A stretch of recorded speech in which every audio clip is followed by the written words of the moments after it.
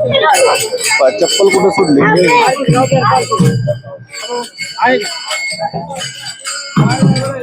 या ठिकाणी संत श्रेष्ठ श्री सोपान काका महाराज पालखी रथ आपण पाहतोय आणि संत सोपान काका सहकारी बँक लिमिटेड सासवड याचे जे संस्थापक आहेत चंदू काका जगताप, तर हा आपण पाहतोय की सोपान काका महाराजांची पालखी या ठिकाणावरून इथं जाते आणि भल्या मोठ्या संख्येने हे सर्व महिला पुरुष वारकरी त्यामध्ये सामील झालेले आहेत आणि अतिशय आनंदाचा हा क्षण आहे। इथलं जे म्हाळुंग श्रीपूर गाव आहे आणि तिथून हे सर्व वारकरी प्रवास करताना आपण इथं पाहतोय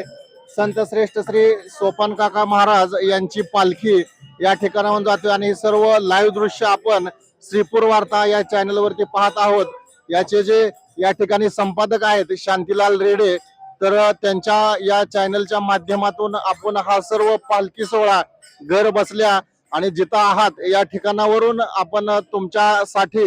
हे ताजे लाईव्ह दृश्य आपण या ठिकाणी देत आहेत। कशा प्रकारे या ठिकाणी शिस्तीमध्ये सर्व वारकरी महिला असतील पुरुष असतील तर हे सर्वजण या ठिकाणी चालताना आपण पाहतोय, सर्वजण शांततेत इथं चालताना आपल्याला पाहतोय की माझ्या पाठीमागे जर इथं पाहिलं तर भले मोठी या ठिकाणी इथं गर्दी आहे, पलीकडच्या बाजूने वाहनं आहेत आणि हे सर्वजण एका शिस्तीमध्ये सर्व डोक्यावरती तुळस घेतलेले वारकरी असतील किंवा विठ्ठलाची मूर्ती घेतलेले इथं वारकरी असतील, हातामध्ये भगव्या रंगाची पताका उंच अशी गगनाला भिडणारी इथं पाहतोय आणि ऊन वारा पावसाची न तमा बाळगता हे सर्व या ठिकाणी इथं माऊली पंढरपूरच्या दिशेने विठ्ठलाचं दर्शन आणि रुक्मिणीचं दर्शन घेण्यासाठी गेले 1 महिन्यापासून हे सर्वजण घरदार सोडून पायी चालत पंढरपूरच्या दिशेने हे सर्व आनंदामध्ये जात आहेत। सर्वांच्या चेहऱ्यावरती जर आपण इथं उत्साह पाहिला